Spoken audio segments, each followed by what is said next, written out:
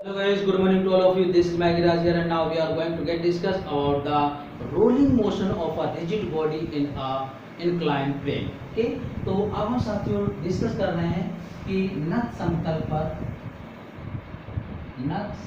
पर लोटने की गति।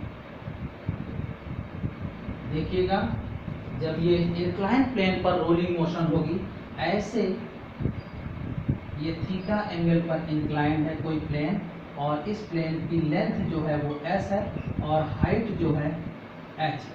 ठीक है ना। इससे आप साइन थीटा की वैल्यू परपेंडिकुलर अपॉन हाइपोटेनियस या s equal to h upon sine theta ये भी यूज कर सकते हैं। और यहाँ से ये कोई बॉडी है m मास की, ऐसे रोटेशन करते हुए, घूर्णन करते हुए आगे की ओर गतिशील है। तो इसमें जो वेलोसिटी होगी वो कितनी होती है, √2gh अपॉन 1 प्लस के स्क्वायर अपॉन आर स्क्वायर। और के आप जानते हैं घूर्णन त्रिज्या है, रेडियस ऑफ जाइरेशन। और इसी तरीके से इसमें एक्सीलरेशन की जो वैल्यू आती है वो आती है जी साइन थीटा अपॉन 1 प्लस के स्क्वायर बाई आर स्क्वायर। ठीक है ना। तो ये नत समतल पर वेलोसिटी होगी, वेग होगा पिंड का, और ये एक्सीलरेशन होगा, त्वरण होगा। अब चलिए हम इसी की सहायता से देखिएगा, ये हम विभिन्न आकृतियों का जो जड़त्व आघूर्ण है वो निकालेंगे। तो यहाँ पर हो जाएगा moment of inertia of different bodies. तो सबसे पहले हम निकालते हैं रिंग का, छल्ले का। तो आई ये होता है mr स्क्वायर। ठीक है ना।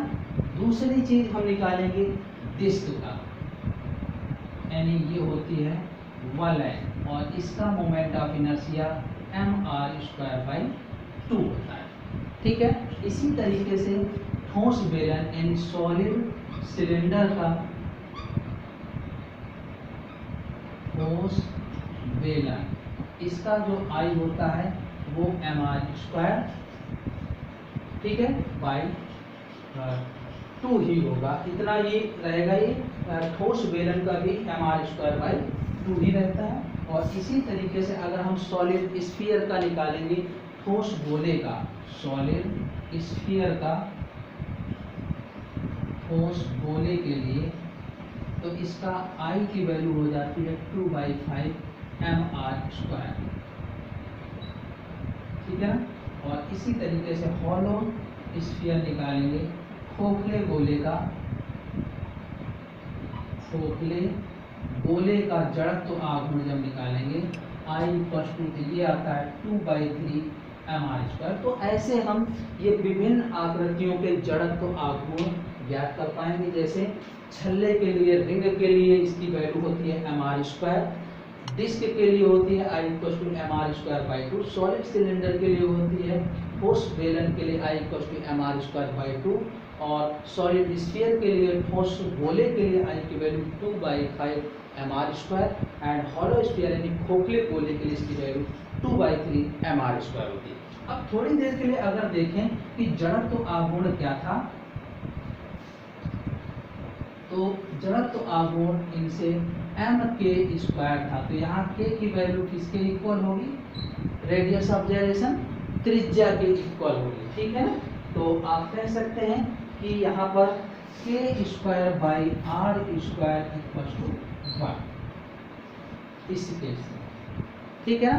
ऐसे ही यहाँ पर क्या हो जाएगा, देखिएगा इस केस में k square by r square equal to 1/2, तभी तो k square equal to r square by 2 आया।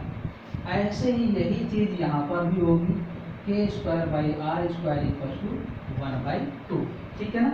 और यहाँ पर क्या होगा, k square by r square equal to 2/5। ठीक है ना। और यहाँ पर क्या होगा, k square by r square equal to 2/3। तो इन सब से अगर हम घूर्णन त्रिज्या की वैल्यू निकालना चाहें, तो जैसे इस केस में हमने क्या निकाला, घूर्णन त्रिज्या r अपॉन √2। तो ऐसे यहाँ पर निकालेंगे, k की वैल्यू हो जाएगी r अपॉन 2, ठीक है ना। ऐसे इसमें निकालेंगे k की वैल्यू √2/5 r, और यहाँ पर निकालेंगे k की वैल्यू √2/3 r। तो इस तरीके से हम इनसे घूर्णन त्रिज्या या रेडियस ऑफ जाइलेशन की वैल्यू भी निकाल पाएंगे। ओके।